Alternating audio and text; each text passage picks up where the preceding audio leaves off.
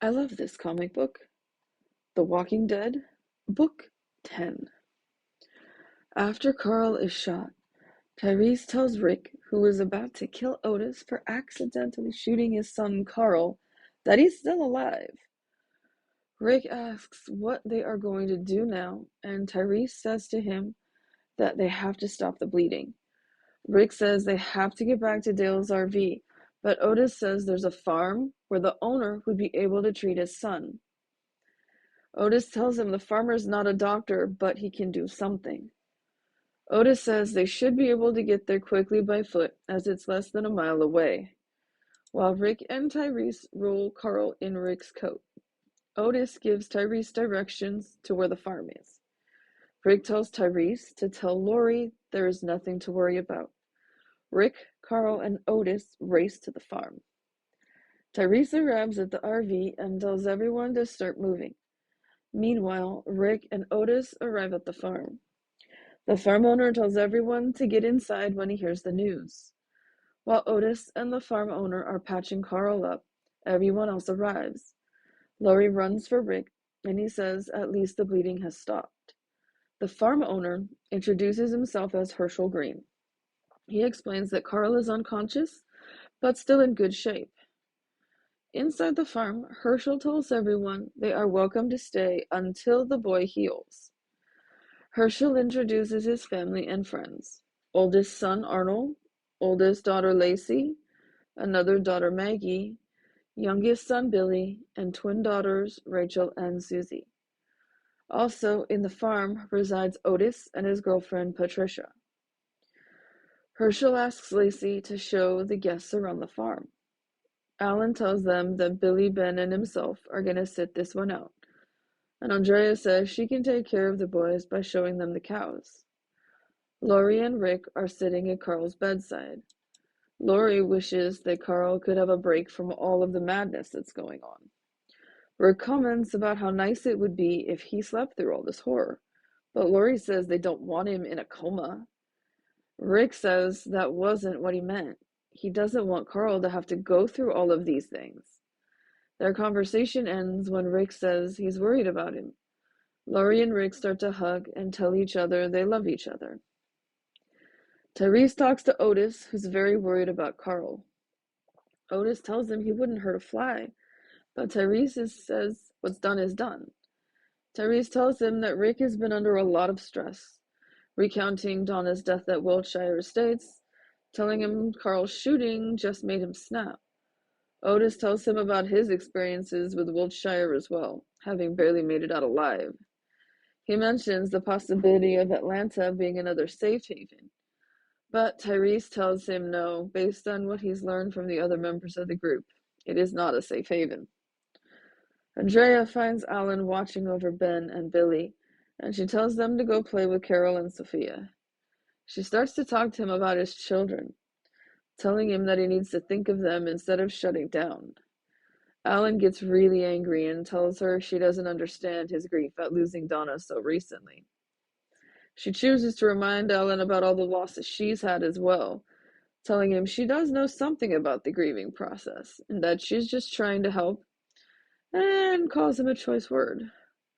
Alan once again responds by noting his wife has just died. Now he's agitated as well, and Andrea reminds him about her parents, Jim and Shane, and tells him that the group's all been dealing with the same losses. Alan says he's thinking about his children and how they will grow up without their mother. He then tells her to leave. Hershel awakens Rick and tells him that his son is awake. Lori and Rick run to their son. Carl asks where his hat is. Rick asks if he feels any pain, and Carl says his shoulder hurts pretty bad. Lori tells him he's going to be okay. Carl says nobody better take his hat. Tyrese comes home to Carl's room and gives him his hat. Tyrese tells Rick that Otis is very sorry. While discussing Otis, Carl asks if someone shot him. Rick explains everything, and Carl says he's happy to meet new people. Carol and Sophia arrive in Carl's room. Everyone leaves Carl and Sophia alone. Sophia states that she's happy that Carl is okay, and gives him a kiss on the cheek. Dale takes Lori outside to talk. Dale tells her that Rick is the backbone of the group, and that he is the one stable thing they have, and they need him. He tells her he doesn't know if the baby is Rick's or Shane's, but tells Lori not to tell Rick about this possibility, because otherwise he might crack. He then takes his leave to head off for dinner, and Lori silently processes what he has said to her. At the dinner table, Rick tells Hershel he's got quite the setup, noting how Tyrese probably felt when he bumped into Rick's group and saw their canned food. Lori says she's going to take a plate for Carl before all the food is gone. Tyrese jokes that the next guy he bumps into is going to be running a restaurant.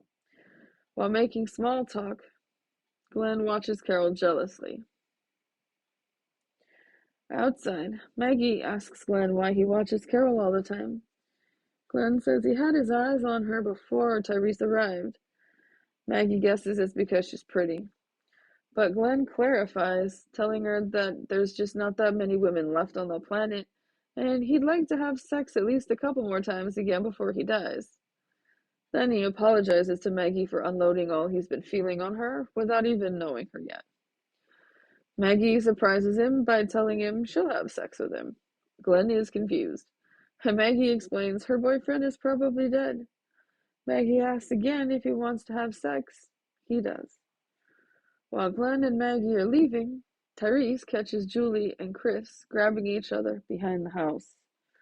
Julie, surprised to see him, calls out to him in a welcoming manner. Tyrese tells Julie not to dad him, and tells them not to have sex, and reminds them what could happen if Julie gets pregnant. Tyrese leaves, and Chris tells Julie he doesn't want to wait forever.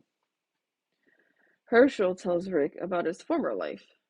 His life before the zombie apocalypse. Hershel grew up with his father at this farm, but always wanted to be a veterinarian. Hershel tells Rick about his wife who passed away almost 6 years ago, and that his father's last wish was that Hershel could take care of the farm. Again, Hershel reminds Rick that he and the others can sleep in the RV, but Rick asks, what about the barn? Hershel says he doesn't want to go there. That's where they keep all their dead ones.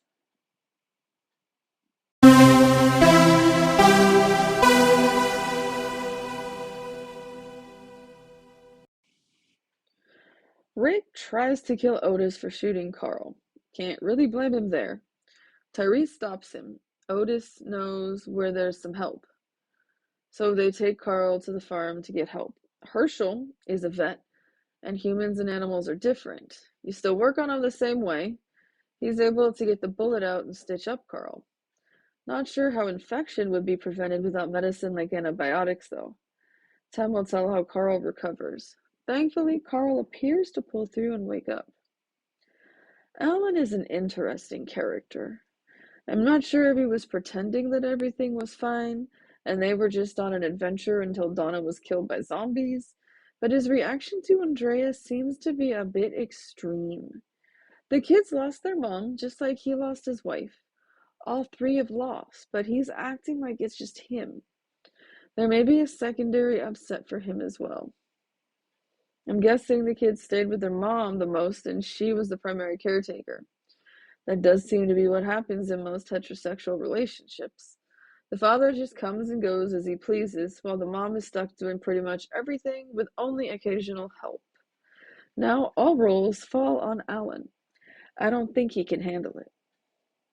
Dale's little chat with Lori. This is my favorite part of this book. Dale is correct. The baby is Shane's. Rick is the only person holding everything and everyone together. If Rick finds out that it's Shane's and it's not his, it would break him. He stated that in an earlier book, that if it was Shane's, it would drive him out of his mind.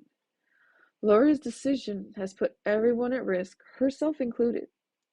She never says a word back to Dale. Her expression in the last panel is priceless.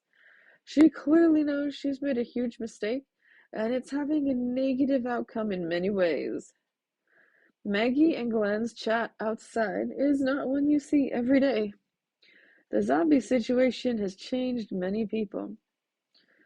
Sadly, Glenn and Maggie don't start out as a grand love story. They just want sex. They get together for carnal and base needs. Maybe it grows into something more as the book progresses. Time will tell. Tyrese's daughter is very nearly in a bad spot with her boyfriend yet again.